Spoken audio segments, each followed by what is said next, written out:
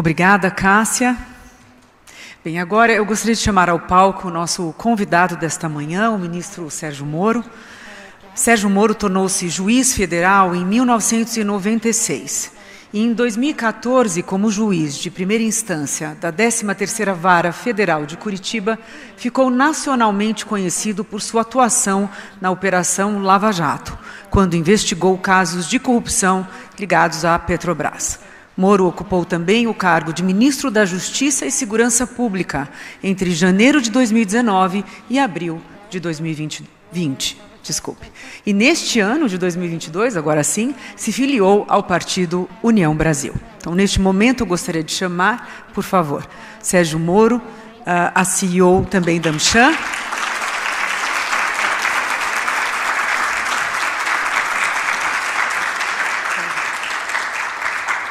Débora vai entregar ao Moro a agenda Eleições 2022, propostas por um Brasil mais competitivo.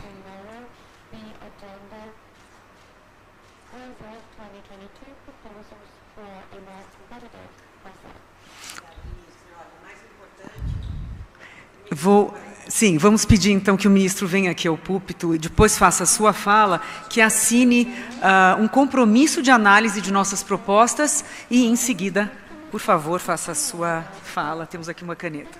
Por favor.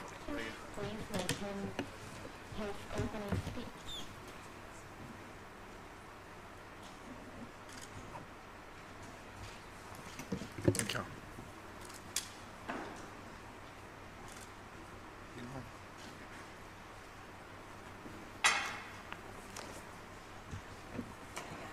Obrigado. Bom dia a todos.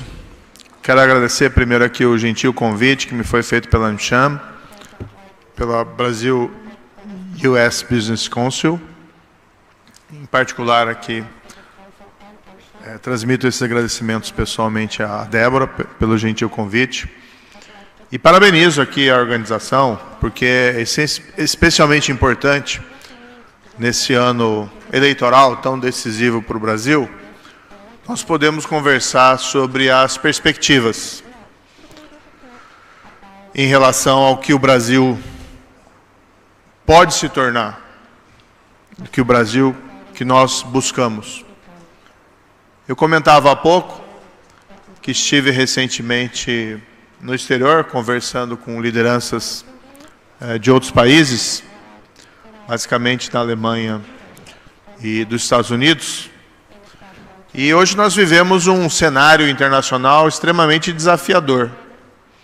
Acabamos de sair, ou estamos saindo, de uma pandemia que surpreendeu a todos pelas provações que gerou na população e, em particularmente, no ambiente produtivo pela desorganização gerada, quando agora estamos vendo algo que talvez na mesma escala só tínhamos visto na década de 30 e 40 do século passado, que é uma guerra em um país europeu envolvendo também uma grande potência.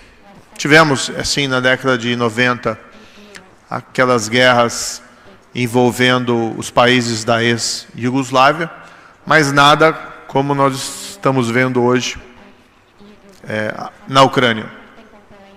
E conversando com essas lideranças, chamou minha atenção a percepção de que uma das possibilidades da consequência desse conflito venha a ser uma nova divisão do mundo em blocos. Um bloco formado por países qualificados como Western Democracies, né, democracias ocidentais, embora nem todas as democracias estejam propriamente no Ocidente. Né, o Japão é um dos exemplos, aliás. E, do outro lado, regimes autocráticos, regimes fechados, especialmente no ambiente político. E algo que me gerou uma certa preocupação foi ouvir de alguma dessas lideranças uma percepção de que se o mundo, de fato, se dividir em blocos, e não se pode ter isso como certo, eu particularmente espero que isso não aconteça, mas se o mundo se dividir em blocos, há algo que me gerou uma grande preocupação, foi a afirmação de alguns de que esperavam que o Brasil se colocasse ao lado das autocracias. E isso, mesmo considerando as duas possibilidades de eventual vitória desses extremos políticos nesse cenário de hoje. É sintomático, aliás, que os dois representantes desses extremos políticos, o atual presidente e o antigo presidente, em suas manifestações públicas, nunca tenham conseguido manifestar uma reprovação clara à invasão da Ucrânia pela Rússia, que gera uma percepção negativa sobre a imagem do Brasil junto às outras democracias ocidentais. O que eu disse na ocasião para essas lideranças foi muito claro. O Brasil é uma democracia ocidental. O nosso povo repudia a invasão da Ucrânia. Não temos nada contra a Rússia. E, na minha opinião, o Brasil, em matéria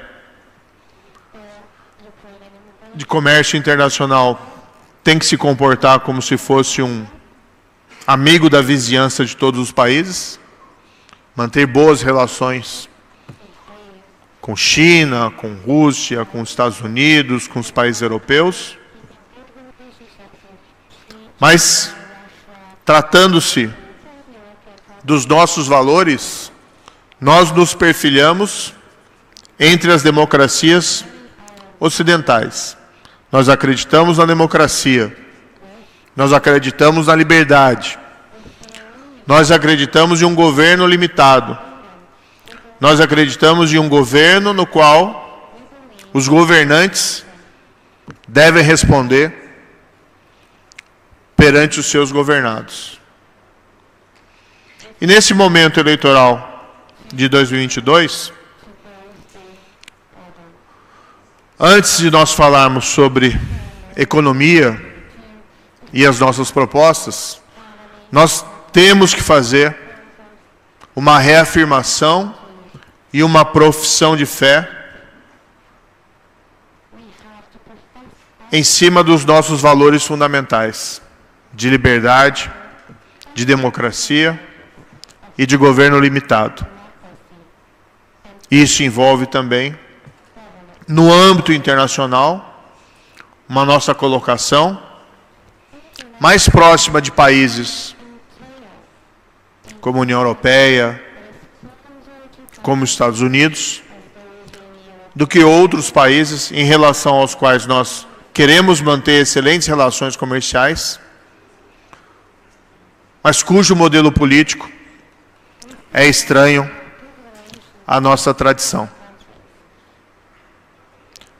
Bem, dito isso, o cenário econômico é igualmente desafiador.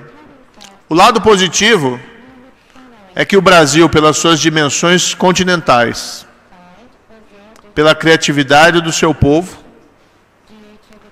é e sempre será uma grande economia.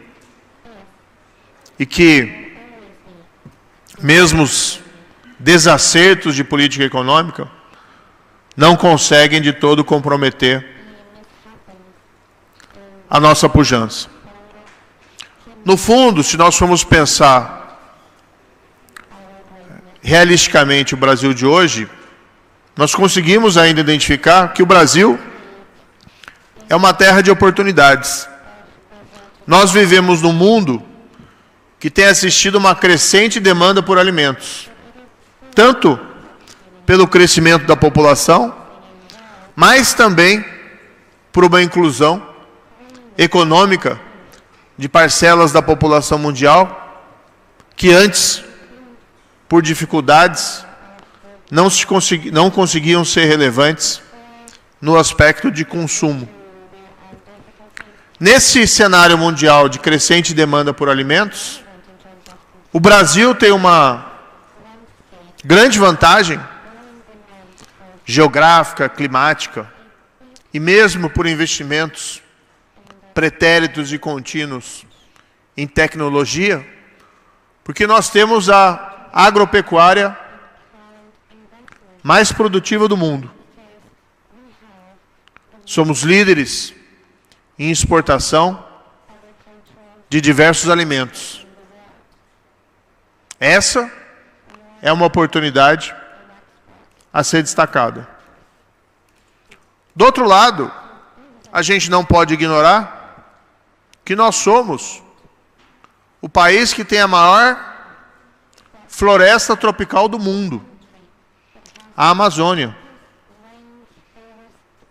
Nessas minhas viagens internacionais, não poucas vezes ouvi a afirmação de que a Amazônia é o pulmão do mundo.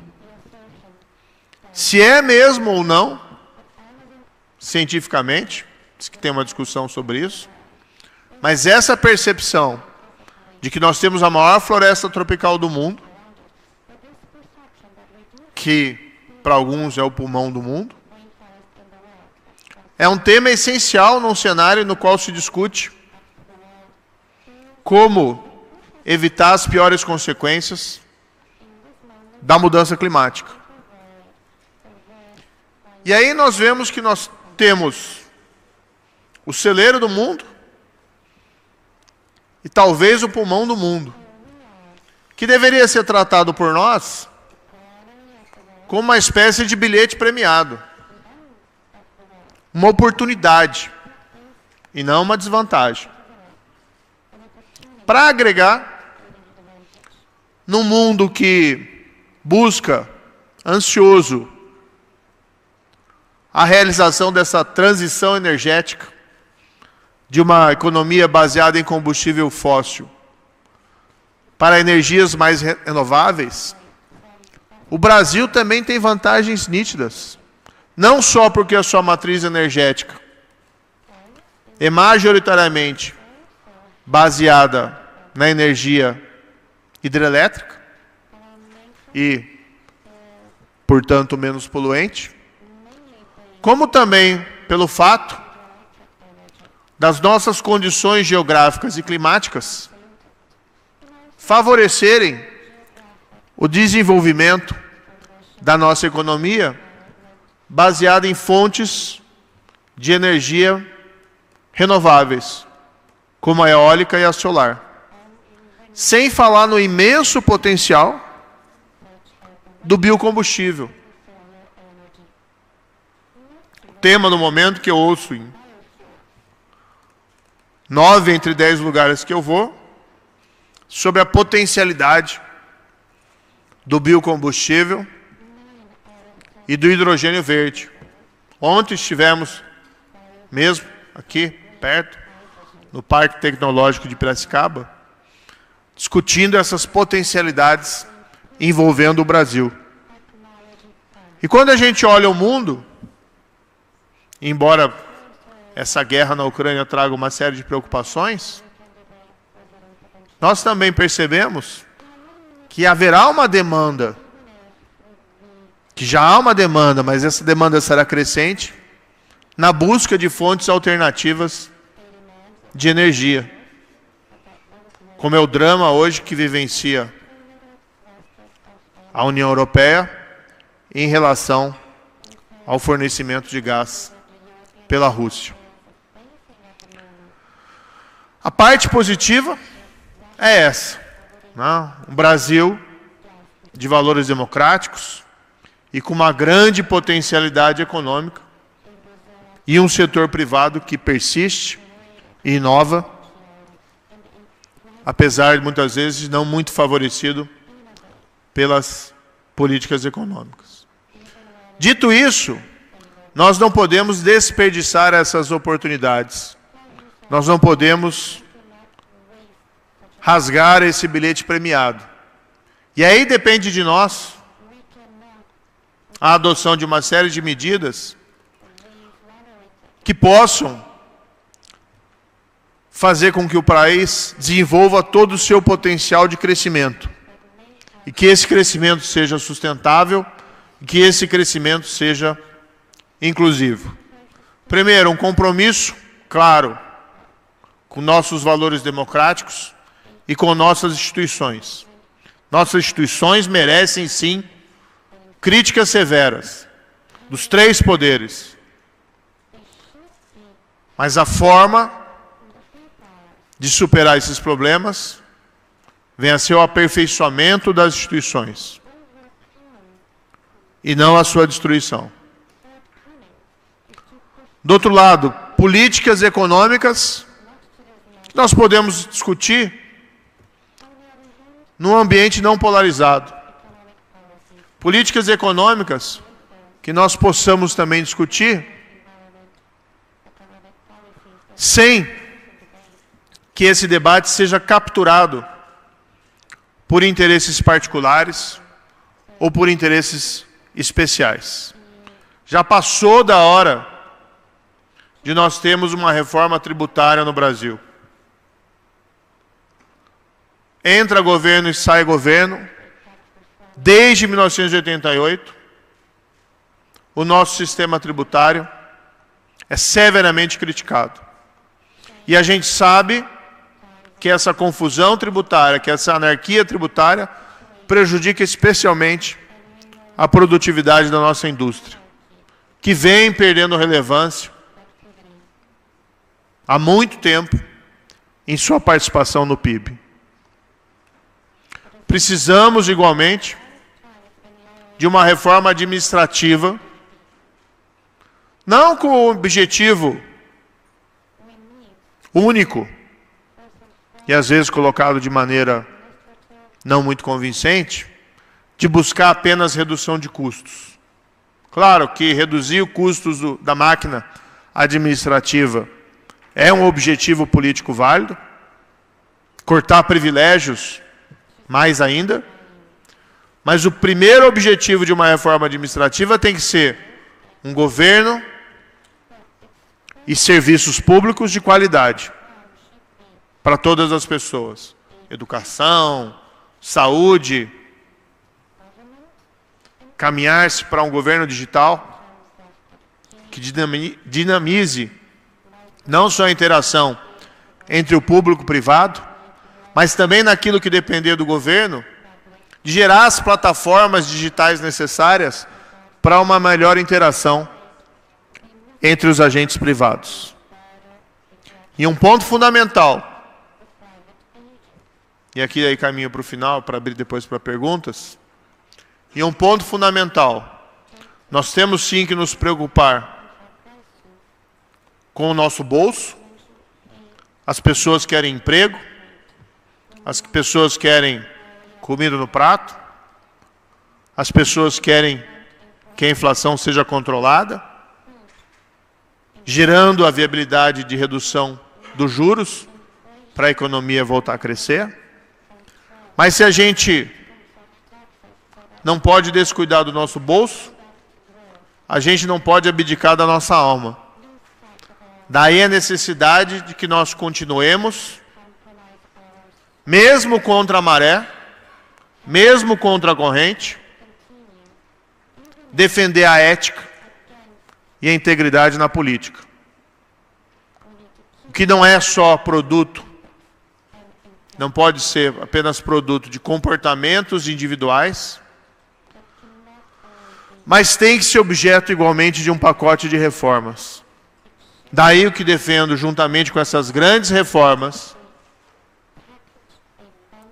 que nós tenhamos um pacote ético, com pelo menos fim da reeleição para presidente da República, com fim do foro privilegiado, que blinda a nossa classe política de real accountability, de responsabilização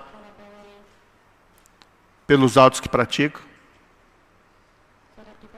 volta da execução em segunda instância, maior autonomia para os nossos órgãos de controle, como, por exemplo, aqui nós podemos copiar dos Estados Unidos, um mandato fixo para diretor da Polícia Federal, como existe em relação ao diretor do FBI norte-americano. E a gente precisa também da volta da Lava Jato.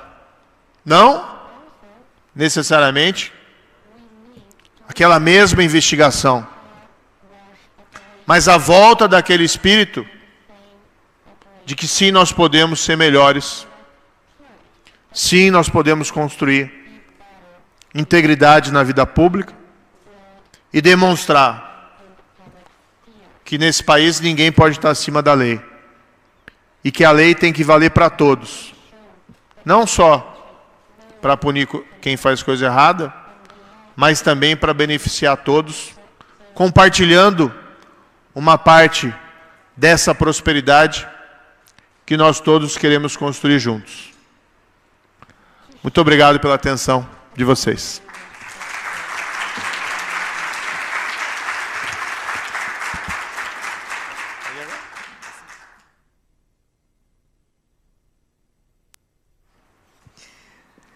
Bem, muito obrigada, ministro Moro.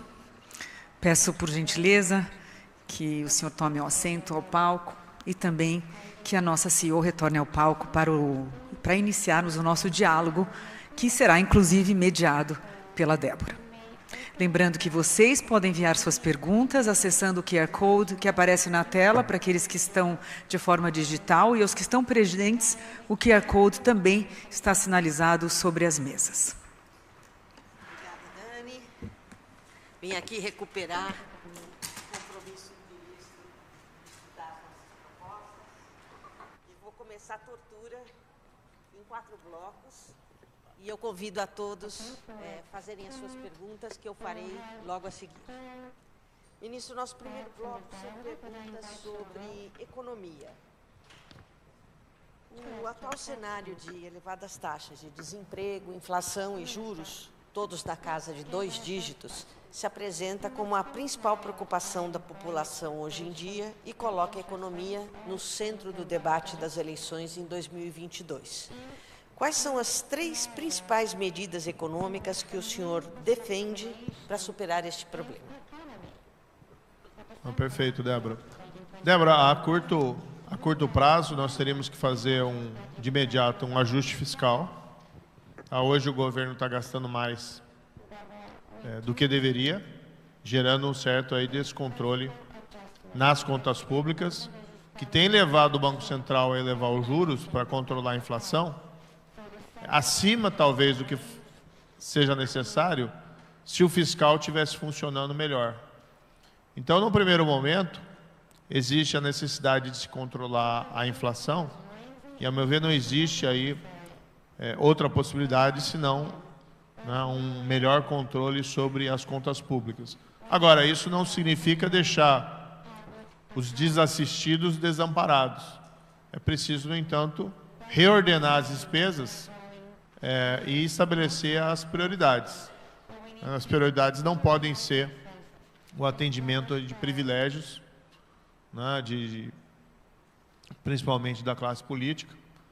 A gente viu, por exemplo, como houve um aumento das verbas destinadas a emendas parlamentares e mesmo aquelas emendas do relator, dito orçamento secreto, afetando a própria capacidade de investimento do governo federal em grandes projetos da economia.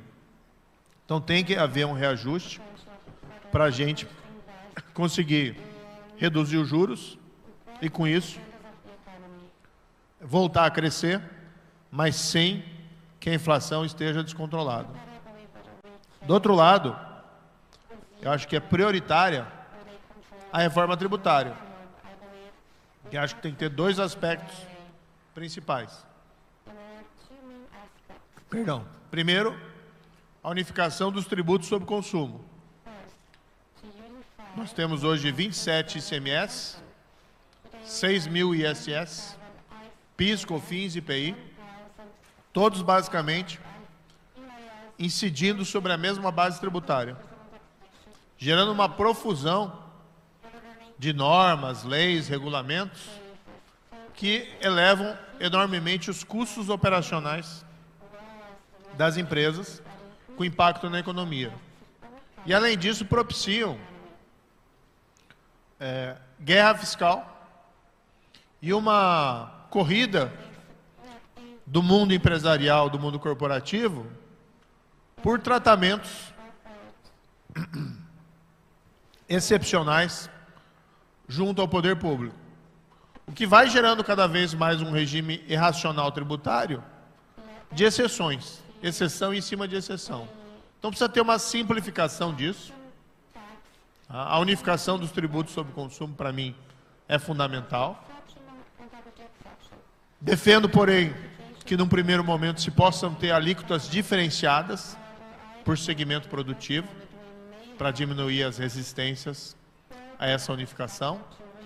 E, do outro lado, nós precisamos, isso é imperativo, isso é mandatório, nós precisamos de encontrar uma forma de isentar de pagamento de tributos a folha de salários daqueles que ganham menos. Sem aumento de carga tributária, mas com a criação de uma alternativa que nós podemos desonerar, né, a folha de pagamento daqueles que ganham menos, para você estimular o trabalho formal e para você, dessa forma, aumentar até a base, né, as possibilidades de emprego formal junto à economia. Outro ponto fundamental é a abertura comercial. A gente tem que voltar a falar em tratado, em fazer acordo comercial. O Brasil, nesses últimos tempos, tem sido extremamente tímido. O único acordo mais relevante que nós tivemos nos últimos anos foi o acordo Mercosul-União Europeia, em 2019. E está parado. E não vai andar. A gente esteve lá na Alemanha conversando com os parlamentares e não anda, o acordo não vai ser ratificado de jeito nenhum durante esse governo, aprovado pelos parlamentos. Tem os interesses protecionistas, principalmente lá da agricultura francesa, mas o mundo político tem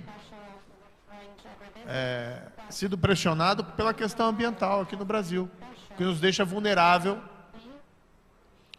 e com dificuldades para vencer os interesses protecionistas por trás da dificuldade de implementação desse tratado. E acho que a gente precisa não só avançar nisso, mas igualmente voltar a discutir acordo de livre comércio com os Estados Unidos, por exemplo, não? Ou com a intensificação das nossas relações comerciais, acordo de e às vezes até pequenas coisas, acordo de bitributação e uma série de outras medidas que facilitem e incentivem a geração de um ambiente saudável para investimentos e negócios. Todos temas muito relevantes, ministro, mas confirmo aqui que a questão da reforma tributária é um tema sempre amplamente discutido aqui na Anshan e que nós sabemos é crucial para a atividade do setor privado, né? A minha segunda pergunta refere-se ao nosso crescimento de PIB real. Segundo um levantamento recente do Instituto Internacional de Finanças, o crescimento do PIB real do Brasil, no acumulado dos últimos 10 anos, entre 2012 e 2022, foi exatamente igual a zero. Então, a pergunta é, como romper essa dinâmica de baixíssimo crescimento econômico que tem acompanhado com persistência o Brasil? Nós temos que realizar as reformas necessárias para tornar o Brasil um ambiente favorável a negócios e ao investimento. Não é um paraíso para empresários apenas, mas o setor privado é o motor da economia. A gente vê os países que deram certo, os países que se desenvolveram, o modelo de desenvolvimento é baseado no setor privado. E a gente tem feito tudo errado nos últimos tempos, quando a gente não faz reforma tributária, quando a gente fecha a economia do Brasil e deixa de inseri-la nas cadeias produtivas, quando a gente desincentiva investimentos em pesquisa, inovação e tecnologia, que é o fundamental para que a gente volte a crescer de maneira sustentável. Mas, como eu disse na minha apresentação, na minha avaliação, nós temos um enorme potencial para atrair investimentos para o Brasil, primeiro, por conta do tamanho da nossa economia, do tamanho da nossa população, e porque nós temos esses dois ativos fundamentais, que é nosso potencial de produção de alimentos no mundo, em um mundo no qual haverá uma demanda crescente por alimentos, o nosso potencial nessa transição energética e a possibilidade de desenvolvimento de tecnologias que possam eventualmente transformar o Brasil num exportador. Vamos pensar, por exemplo, nessa tecnologia do hidrogênio verde. O potencial do Brasil se tornar um exportador nessa área específica. E do outro lado a gente tem a maior floresta tropical do mundo, que se nós sabermos usar da maneira correta, não como uma espécie de refém, e não também deixando ela sujeita a desmatamentos ou queimadas, mas fazendo a nossa lição de casa, que a gente tenha um grande potencial para atrair investimentos interessados em desenvolvimento sustentável e conservação da floresta. E quem sabe a gente possa até, fazendo a coisa certa, num futuro não muito distante, discutir não desmatamento, mas reflorestamento, recomposição de áreas vegetais para fixação de carbono, e com isso a gente conseguir também atrair créditos e investimentos aqui para o Brasil. Com isso, talvez, nós consigamos romper essa barreira da mediocridade. O que me preocupa em relação ao Brasil é exatamente esse. Esse é o ponto. Nós não podemos ficar satisfeitos com mediocridade, né? Com todo o potencial. We cannot be happy. Ministro, a minha próxima pergunta cruza um pouco do que o senhor dizia agora sobre a questão de investimentos.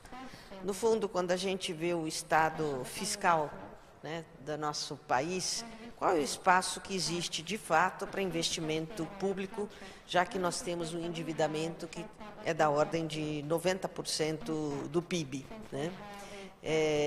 Ou estamos nessa direção. E, por outro lado, como fazer para estimular o investimento privado no Brasil? O senhor já acabou de comentar que poderíamos investir bastante no agro e outras áreas onde o senhor acha que existe potencial. O investimento público, pelas condições objetivas do Brasil hoje, ele tende a ser muito limitado. Tá? E a gente já viu que o investimento público, em tempos passados, não foi exatamente o mais eficiente. Vamos pegar o exemplo aqui da Petrobras. Durante o governo do PT, foi aquela fase de construção das grandes refinarias e um investimento de extrema baixa eficiência. Tem um estudo da FGV, professores da FGV, que fez um estudo sobre o custo de barril de óleo refinado pela refinaria Abreu e Lima do Nordeste. Está na rede, na internet disponível. E eles pegam o custo de construção da refinaria Abreu e Lima, comparam com o custo de refinarias construídas com características similares na mesma época, e a conclusão final é que o barril de óleo custou 5 vezes mais a mediana de todas as outras refinarias. E quando você vai ver os dados objetivos, o orçamento inicial era 3,5 bilhões de dólares. Depois houve uma revisão do projeto inicial que foi ali para uns 10 bilhões de dólares. Em 2014, antes da Lava Jato, tinha custado 18 bilhões de dólares. e já tinha atrasado uns 4 anos, que era para estar pronto em 2010. E hoje o que se tem é uma refinaria funcionando pela metade, só tem um trem de carregamento do refino funcionando. Se ela funcionar otimamente durante toda a vida útil dela, ela não se paga. O custo dela hoje está acima de 20 bilhões de dólares. 20 bilhões de dólares para uma refinaria. E aí você vê esse desperdício do investimento público por vários motivos. Ineficiência, políticas erradas, mas também por problema que nós temos no Brasil, que a gente tem que tocar o dedo na ferida: corrupção. Então, o investimento público não é a saída, a meu ver, para a retomada de um crescimento vigoroso do país. Ele tem o seu papel, não podemos abdicar dele, mas o espaço fiscal é limitado, e mesmo que não fosse, o investimento público no Brasil é de baixa eficiência. E a gente tem sempre esse risco da captura das nossas instituições, o que afeta, inclusive, nessa eficiência econômica. Quanto ao investimento privado, o que a gente precisa? Estabilização da inflação, porque, do contrário, a previsibilidade dos ganhos do investimento fica muito difíceis. A gente precisa da redução da taxa de juros para estimular o investimento produtivo.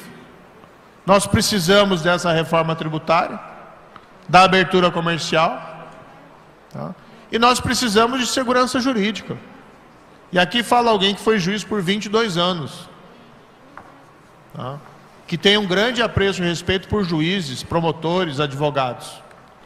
Mas não pode ser a montanha-russa o nosso sistema de solução de litígios, em que uma hora você está no topo e outra hora você está lá na base. Nós temos que ter maior eficiência do sistema de justiça, o que passa, sim, por respeito às regras, respeito aos contratos, respeito à lei, por menos criatividade. E precisa ser uma lei, e acho que esse é um dos nossos problemas. Se a gente for falar, o diagnóstico do Brasil, em uma palavra apenas: república de privilégios, que a lei não vale para todo mundo de maneira igual. E você não constrói uma democracia e uma economia moderna em uma república de privilégios. A própria segurança jurídica, ela falha, porque você sabe que a lei é uma, mas quando o litígio envolve o amigo do rei, a segurança jurídica se esvai. Então são esses pilares: controle da inflação, redução de juros, reforma tributária, abertura comercial, segurança jurídica. Obrigada, ministro. Agora nós vamos para o nosso segundo bloco de perguntas, que são sobre comércio internacional e relações com os Estados Unidos. O Brasil pode ser considerado uma economia com baixa integração internacional. Por exemplo, a participação do comércio exterior em nosso PIB ainda é limitada e figura como uma das menores entre as economias emergentes. De forma semelhante, a nossa rede de acordos comerciais, como o senhor tocou, ainda é pequena e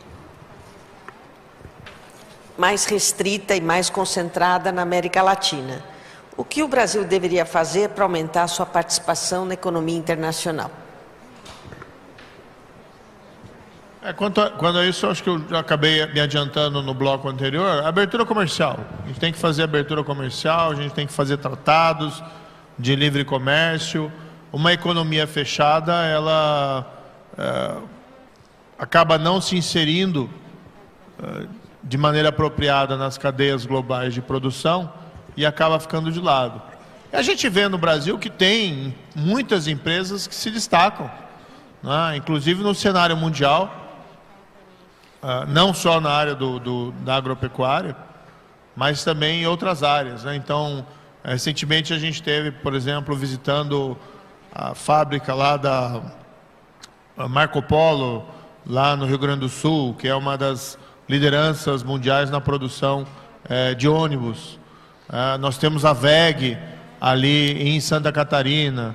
Nós temos uma série aí de empresas que se destacam e conseguem se inserir, né, apesar das dificuldades do ambiente econômico, dentro do cenário mundial, de uma maneira competitiva.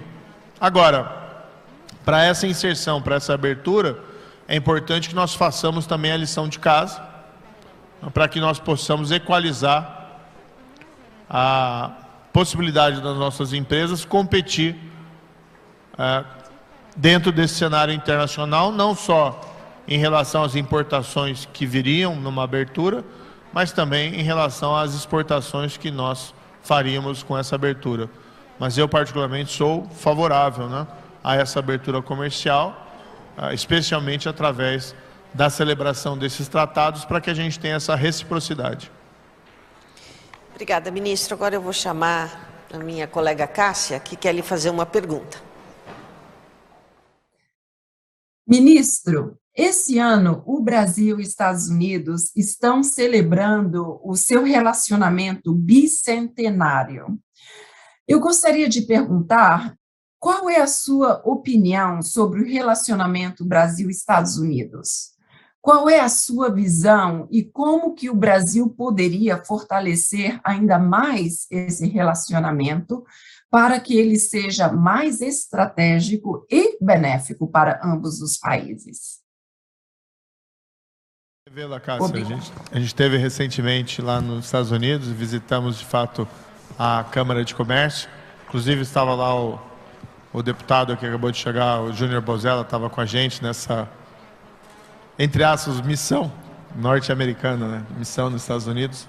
Fomos lá conversar com lideranças locais e tivemos essa oportunidade. Olha, os Estados Unidos e o Brasil têm relações diplomáticas cordiais, né, históricas, tradicionais. Nós temos uma relação de comércio bastante intensa, né? Claro que nós temos outros parceiros comerciais igualmente relevantes, como a própria China. Então, acho que nós temos tudo a ganhar intensificando essas relações. Talvez, né, seja o caso de nós pensarmos realmente, houve esse foco na União Europeia em relação ao nosso comércio, mas talvez fosse o caso de voltar a falar em alguma espécie de acordo de livre comércio com os Estados Unidos, para que nós pudéssemos intensificar a relação entre ambos os países e, inclusive, fugir daquela armadilha que mencionávamos há pouco, de divisão de mundo em blocos. Nós compartilhamos diversos dos nossos valores como democracia ocidental com os Estados Unidos. Nós copiamos várias das instituições, inclusive especialmente a partir da Primeira República Brasileira. Então, eu vejo a relação entre Brasil e Estados Unidos muito positiva. E às vezes tem aqueles detalhes, né, que são importantes de serem trabalhados e que facilitam muito a vida da população de ambos os países quando querem interagir,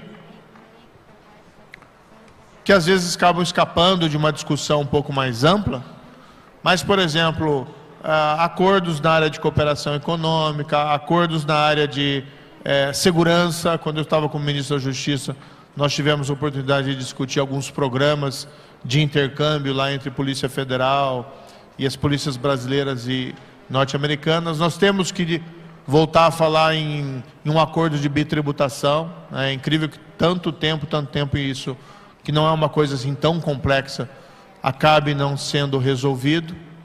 Ou seja, há uma série de possibilidades. O que nós não podemos fazer, e isso é algo infantil, deixar que a nossa relação com os Estados Unidos seja eventualmente contaminada por idiosincrasias entre as lideranças de um outro país.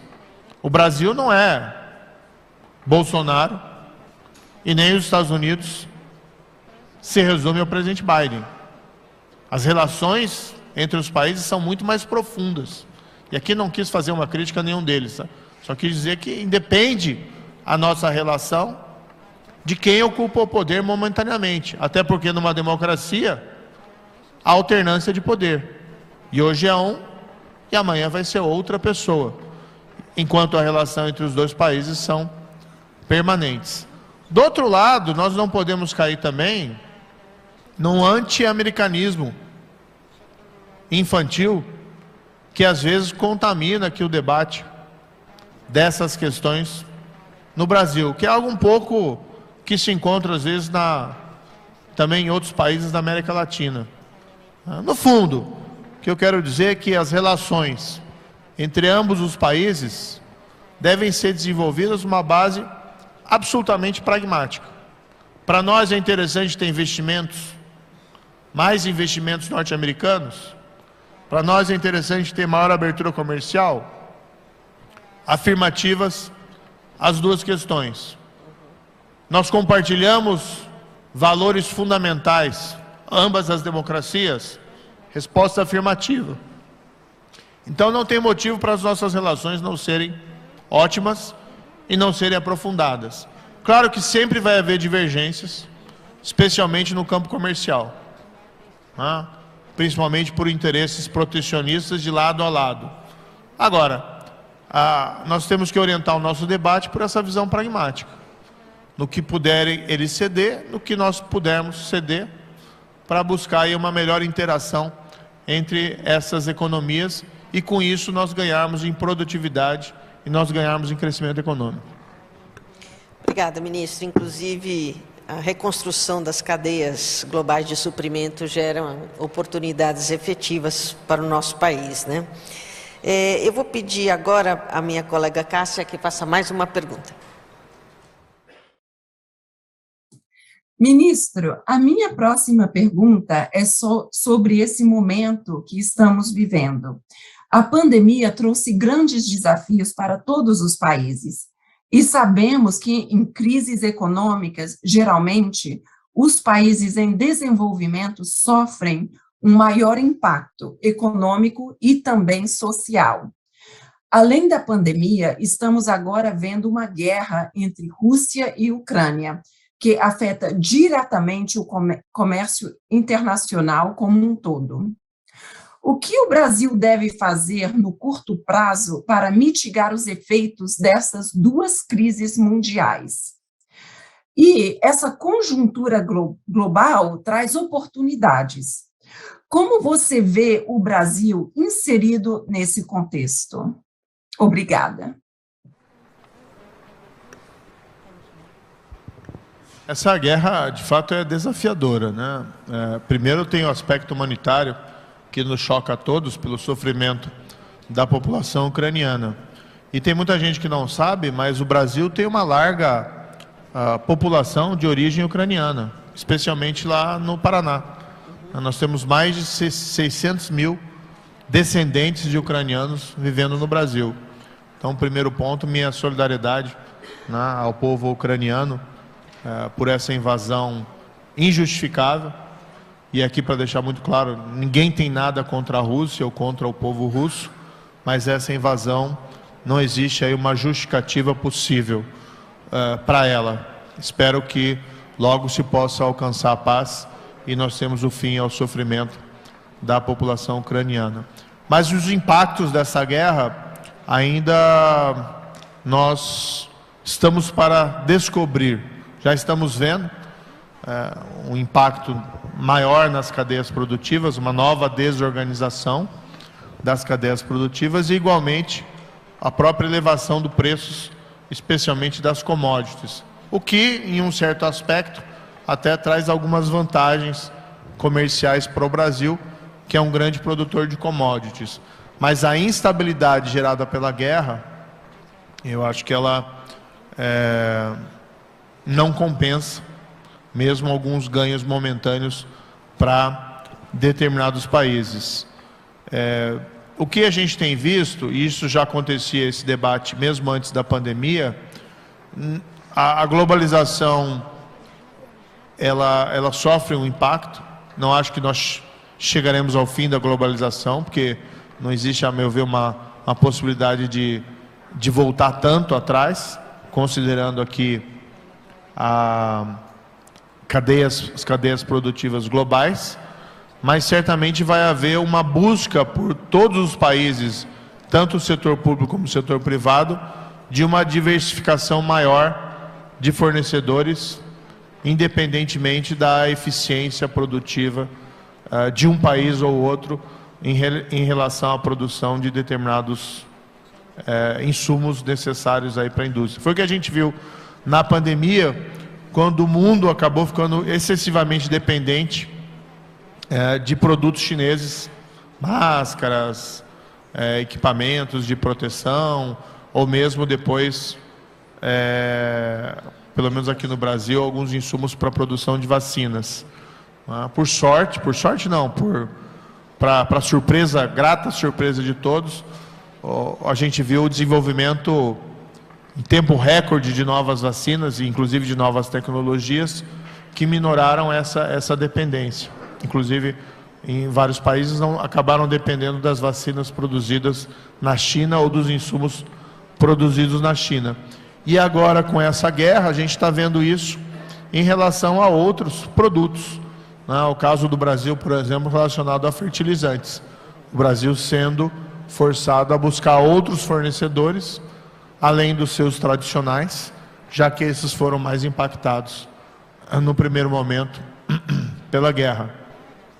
Então existe um mundo diferente aí a ser trabalhado e ser descoberto, gerando toda essa instabilidade mundial, e espero que nós possamos recuperar um cenário um pouco mais tranquilo para os próximos anos. Obrigada, ministro. Agora nós estamos mudando de bloco, nós vamos falar um pouco de sustentabilidade. O senhor mesmo começou dizendo que, no seu discurso, que o Brasil é uma potência ambiental, e no momento em que o mundo lança suas atenções para a transição para uma economia de baixo carbono, onde nós temos um engajamento enorme das empresas na agenda ESG, como o Brasil pode melhorar a alavancagem das suas vantagens naturais e aproveitar novas oportunidades?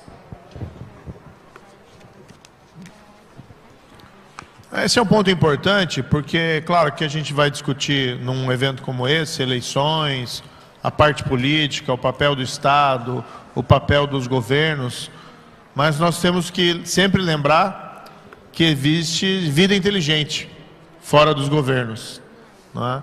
E que, portanto, o setor, principalmente o setor privado, ele segue o seu próprio ritmo e tem as suas próprias pautas, sua própria agenda. Claro que ele é influenciado pelo setor público, mas algumas vezes a gente vê um certo descolamento.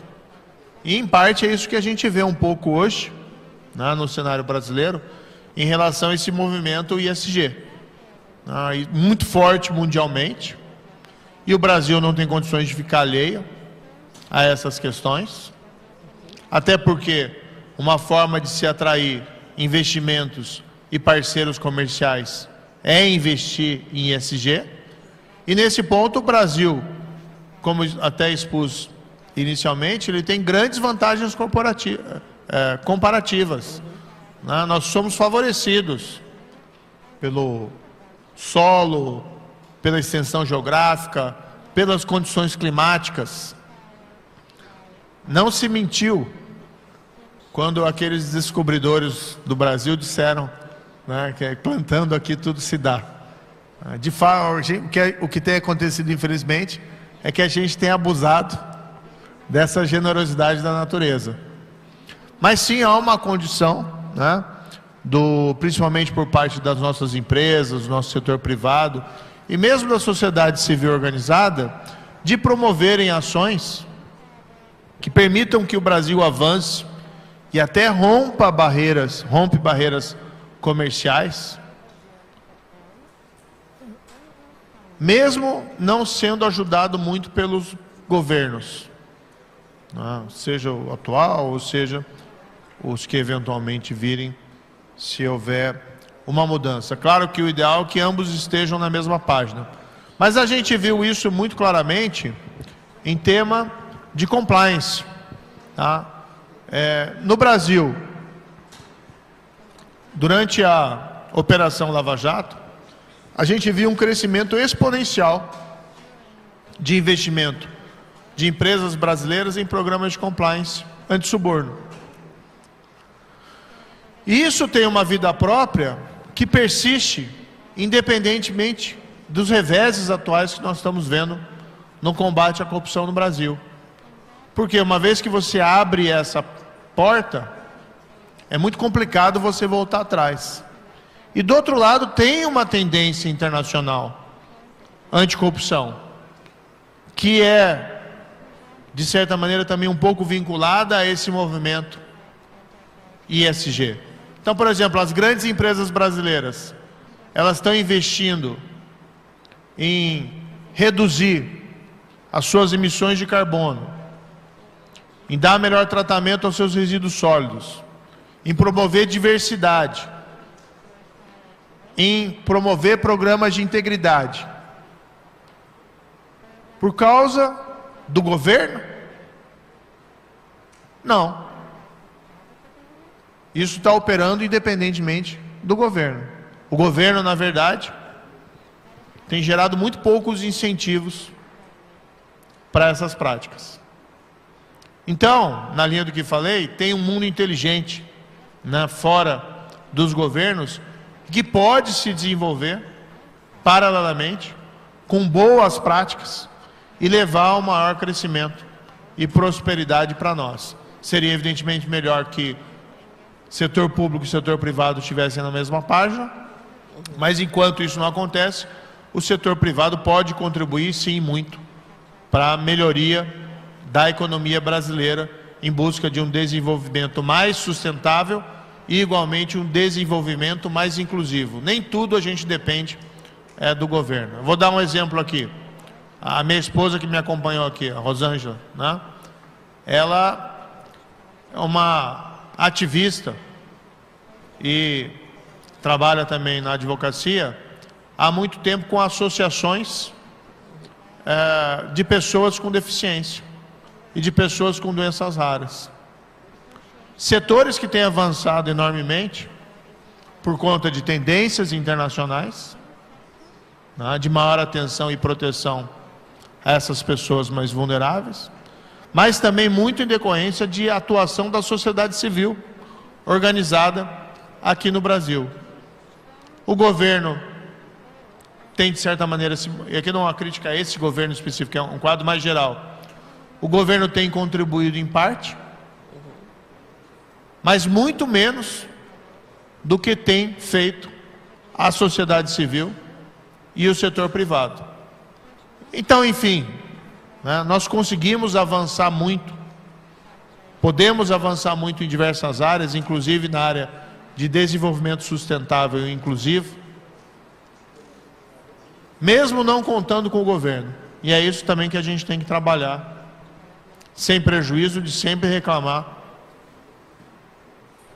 as atitudes corretas da parte dos nossos governos e reclamar a alternância quando os governos não atendem aquilo que nós entendemos que é o apropriado.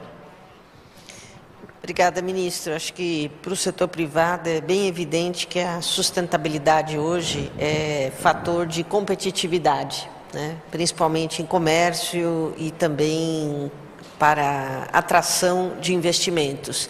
E que ela permite imposição de barreiras, né, como nós estamos vendo para o processo de conclusão do acordo Mercosul-União Europeia, onde a gente enfrenta a grande resistência de diversos países na Europa pela aprovação final do acordo. Isso que eu concordo plenamente com você, né? Porque hoje não é só aquela ideia, a empresa tem que ter política social, tem que se dedicar às causas sociais. O ESG é um pouquinho diferente, a ideia, né?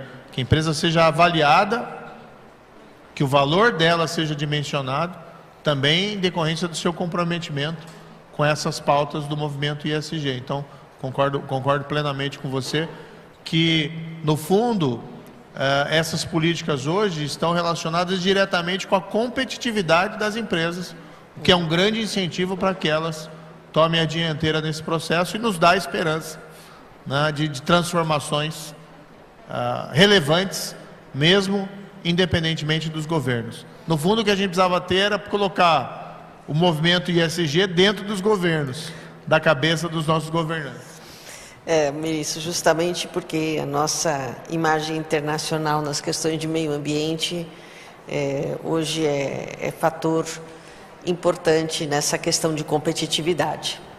Mas eu queria aproveitar que nós falamos aí de algumas políticas públicas e, antes de mudar para o meu próximo bloco, trazer uma pergunta do Fernando Almeida, da empresa 3M, que quer falar sobre políticas para a segurança do trabalhador. Ele comenta que esse tema foi marcado nos governos anteriores por uma maior influência dos sindicatos e no atual governo por uma revisão dos normativos e por uma maior busca de alinhamento internacional. E ele quer saber o que o senhor faria e o que marcaria o seu governo no tema segurança do trabalhador. Um tema bem específico. Eu confesso que não sou um grande especialista nisso, mas evidentemente o trabalhador tem que ter a proteção necessária, os equipamentos de proteção necessária para bem desenvolver o seu trabalho. Além de ter que ter uma rede de proteção social em casos de acidentes do trabalho ou qualquer espécie de infortúnio durante a sua condução. Agora, da mesma forma como em outros assuntos, a minha visão sobre esse tema, ela é essencialmente pragmática. Então nós temos que ver o que funciona e também ter uma análise de custos, porque também não adianta você ter aquela proteção que gere um custo que torne o próprio ganho, que acabe comprometendo o próprio ganho do trabalhador, mas jamais, evidentemente, colocar em risco a segurança pessoal do trabalhador. Isso, no fundo, tem que fazer análises científicas e análises baseadas, conclusões baseadas em evidências para tomar as decisões certas nessa área. E, claro, você ter uma visão sobre o parâmetro internacional, sobre os estándares internacionais de proteção ao trabalhador dentro das empresas, é algo a ser considerado. Não que a proteção deva ser limitada a esses estándares, ela pode ser, diante das nossas peculiaridades, sempre mais profunda, e normalmente esses normativos internacionais trazem os padrões mínimos, mas é um bom começo para a avaliação das nossas práticas internas. Obrigada, ministro. Convido aos participantes de enviarem as suas questões. Eu vou continuar aqui falando sobre eleições mais diretamente. Ministro, a pergunta direta é: qual é o seu projeto para as eleições deste ano, sobretudo considerando a sua recente filiação à União Brasil? O senhor tem planos de concorrer à presidência ou outro cargo eletivo lhe interessa? Olha, esse papel está sendo construído, né, dentro do partido. Eu acabei fazendo essa movimentação pela seguinte constatação: todo mundo fala precisa ter união da terceira via, precisava ter um candidato de centro político para vencer esses dois extremos. E infelizmente o que a gente vinha assistindo é que cada partido estava tratando isoladamente essa questão. Uma grande dificuldade, mesmo dentro dos partidos, de ter uma unidade de posição em colocação de um candidato. Dentro desse cenário, o presidente do União Brasil, Luciano Bivar, era um dos principais articuladores dessa união entre os partidos da terceira via, e eu constatei, né, objetivamente, de que seria necessária uma mudança para ajudar a construção dessa alternativa. Fiz essa mudança, fui para a União Brasil, na perspectiva de construir essa solução, né, de centro democrático, para que nós tenhamos aqui condições realmente de vencer esses dois extremos. Quando eu entro num novo partido, eu não posso chegar e falar, olha, eu sou o dono da bola, então eu escolho em que posição que eu vou jogar. Entrando num novo partido, claro que a minha vontade também tem que ser respeitada, mas isso faz parte de uma construção partidária. Então hoje eu estou me posicionando nessa situação para ajudar a construção desse centro democrático, para que a gente consiga vencer esses extremos. Se isso será possível ou não, é uma questão ainda a ser definida. Tá? Pode ser que eu concorra a algum cargo, a algum mandato eletivo nessas eleições. E o fato de eu estar aqui, né, debatendo políticas, significa que eu permaneço atento à necessidade de nós discutirmos o Brasil e encontrarmos saída, e também revela o meu desejo de persistência na vida pública. Você pode, claro, discutir e contribuir com o Brasil, não necessariamente num cargo eletivo, você pode fazer isso como cidadão, mas sigo nessa toada, querendo contribuir com essas eleições desse ano. Obrigada, ministro. A segunda pergunta é o seguinte: nós estamos há cerca de 5 meses das eleições e a pergunta que não cala é se a terceira via ainda tem viabilidade política e se há um nome que consiga reunir o apoio de diversas candidaturas que se apresentam no campo político. O senhor se vê como esse nome? O que eu posso dizer hoje essas negociações, essas movimentações da terceira via estão com muita dificuldade pelo fato, né, de uma certa falta de desprendimento. O que a gente ouve muito é: eu concordo com a formação do centro político desde que eu seja o cabeça, desde que eu seja a liderança, eu não aceito ser vice, esse tipo de afirmação. E aí fica muito difícil o espaço da construção. E a gente tem visto também em alguns partidos uma falta de unidade que coloca em xeque, em questionamento, a própria legitimidade de alguns desses personagens que estão aparecendo como representantes da terceira via.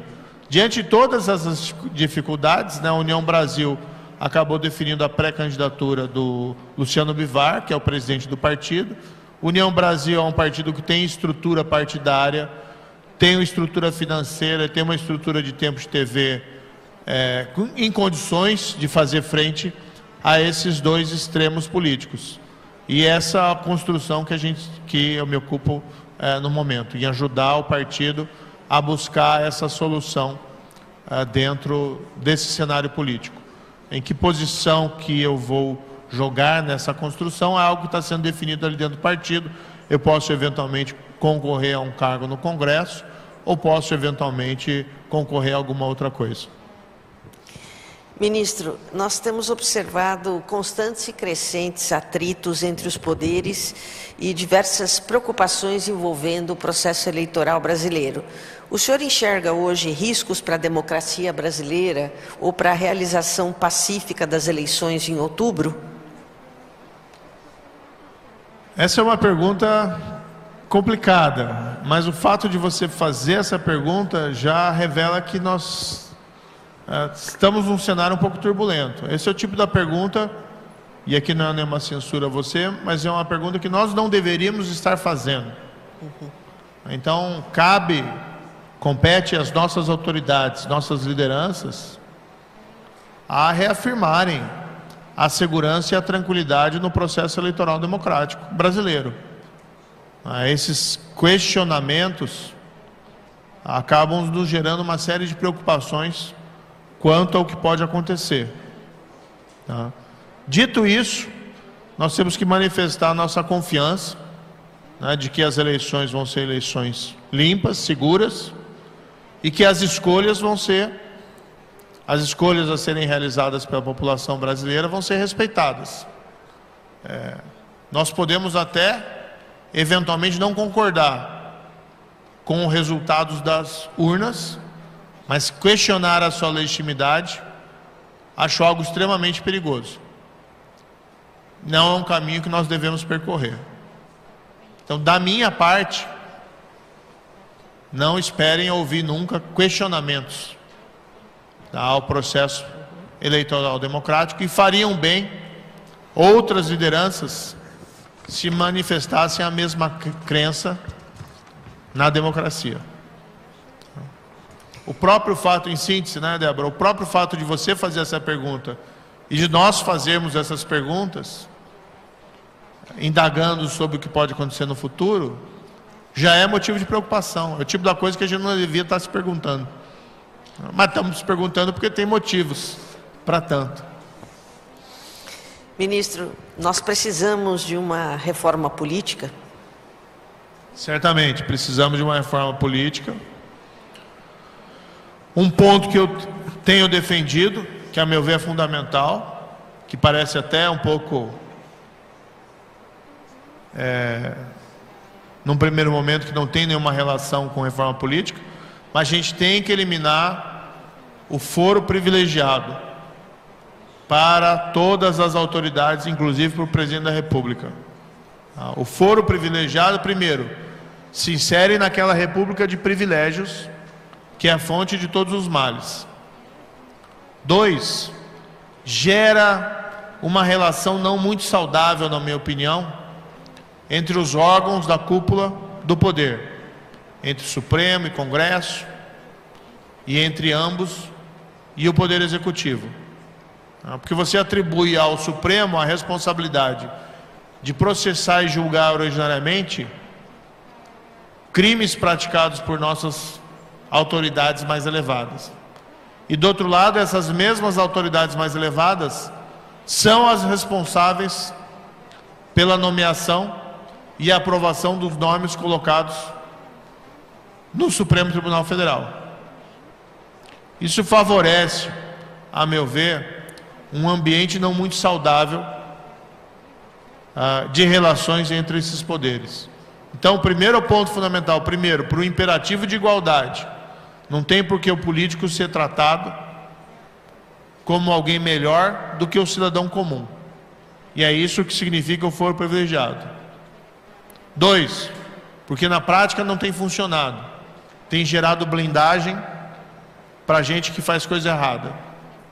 E 3, porque acaba gerando esse ambiente não muito saudável. Então, o primeiro ponto de uma reforma política seria a supressão desse foro privilegiado. Para além disso, nós temos que repensar o financiamento público de campanhas. Não é?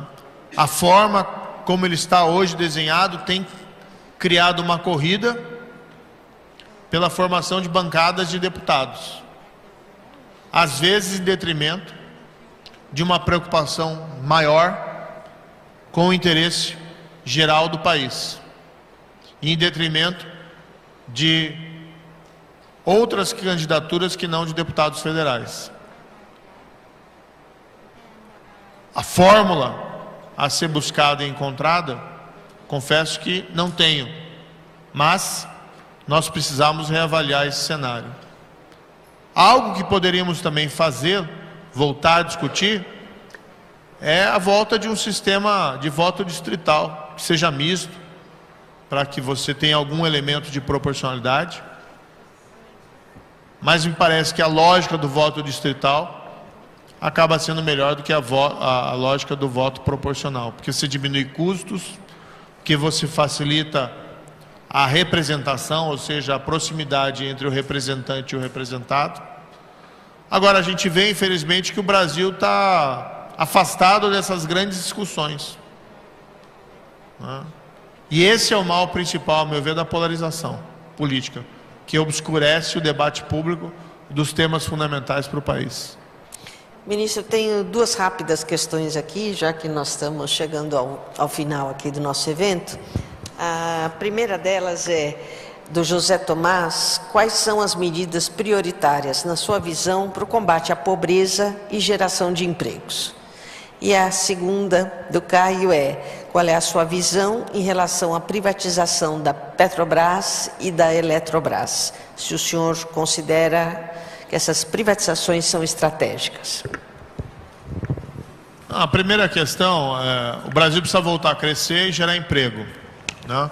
Não tem uma saída fácil para a pobreza, para a desigualdade, fora da atividade produtiva. Tá? Então, esse tem que ser um objetivo fundamental.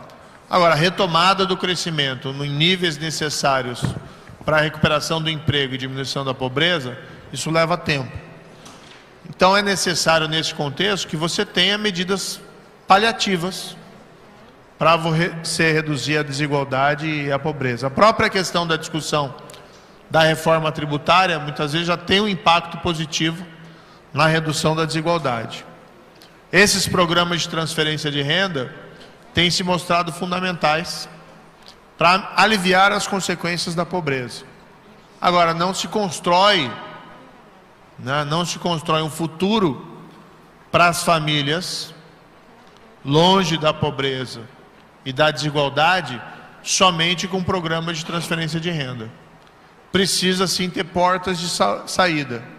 A principal delas, e aqui a gente volta num lugar comum, mas que é um lugar comum fundamental, é o ensino público. Um ensino público de qualidade. Estávamos conversando ontem até com o secretário de Educação de uma cidade aqui de São Paulo. Nós tivemos uma pandemia que fechou as escolas públicas por quase 2 anos. Um período de lapso educacional, porque é uma ilusão achar que, principalmente nas escolas públicas, apesar dos esforços despendidos, que não tenha se perdido horas-aula e aprendizado. E é surpreendente que esse não seja o tema nacional do momento. De como a gente discute e como a gente planeja a recuperação do tempo de ensino perdido nas escolas nesses últimos 2 anos. E não vamos entrar no mérito, se tinha que fechar, se não tinha que fechar. Essa água já passou. A gente tem que discutir ali para frente. Eu acho que até houve algum exagero. As escolas poderiam ter voltado antes. Mas o fato é que ficaram fechadas. E agora é o tempo de discutir como se recupera esse período, esse tempo, para muitos perdidos e com prejuízo no aprendizado. Então, é um lugar comum? É um lugar comum. Como você consegue fazer com que famílias, pessoas escapem da armadilha da pobreza? Não pode ser só programa de transferência de renda. E aí a revitalização do ensino público é fundamental. Aí você discutir programas de treinamento profissional, escolas técnicas, realocação produtiva, são temas que também têm que ser inseridos nesse debate. Em relação ao outro tempo, e aqui vejo o alerta, outra questão, eu sou favorável a uma visão mais liberal da economia. Eu acho que, como eu disse, a prosperidade e o desenvolvimento vem do setor privado. Não que o setor público não tenha o seu papel, tem sim. Mas o papel fundamental do setor público, do governo, é criar um ambiente favorável a negócios e investimentos para crescimento inclusivo e sustentável. E fomentar algo que é fundamental para o crescimento econômico, que é a competição leal no mercado, a fair competition. Porque você também não pode ficar dependente de monopólios, oligopólios privados. Nessa linha, privatizar sempre que possível é mandatório, inclusive Petrobras, se fazer sentido do ponto de vista da eficiência econômica. Porque, claro, para você fazer isso tem que fazer um plano, um projeto e avaliar as consequências. Assim como a Eletrobras. Agora a gente vê que essa lei que foi aprovada no Congresso de privatização da Eletrobras, ela veio com uma série de jabutis que carregam ineficiência econômica, gerando ali reserva de mercado para determinados setores, que ilustra aquilo que a gente tem falado de captura das instituições, que deve ser combatido dentro de uma democracia. Enfim, sou favorável às privatizações. Bom, ministro, como o senhor viu, nosso tempo se esgotou. Muito obrigada pela sua vinda a Anshan. Agradeço a nossa audiência virtual e presencial por ter acompanhado esse nosso primeiro evento das eleições, o futuro que queremos. Agradeço também ao parceiro Brasil US Business Council. Muito obrigada, ministro.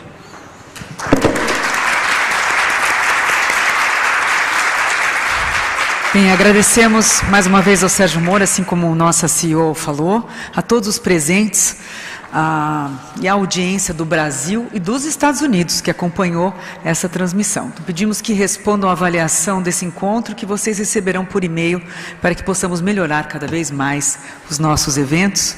Esperamos reencontrá-los nos próximos debates sobre o futuro do Brasil da série Anshan Eleições 2022. Lembrando que o nosso próximo convidado para essa série de debates será o ex-governador de São Paulo, João Dória, no próximo dia 24 de maio. Tenham todos um ótimo dia e até a próxima oportunidade.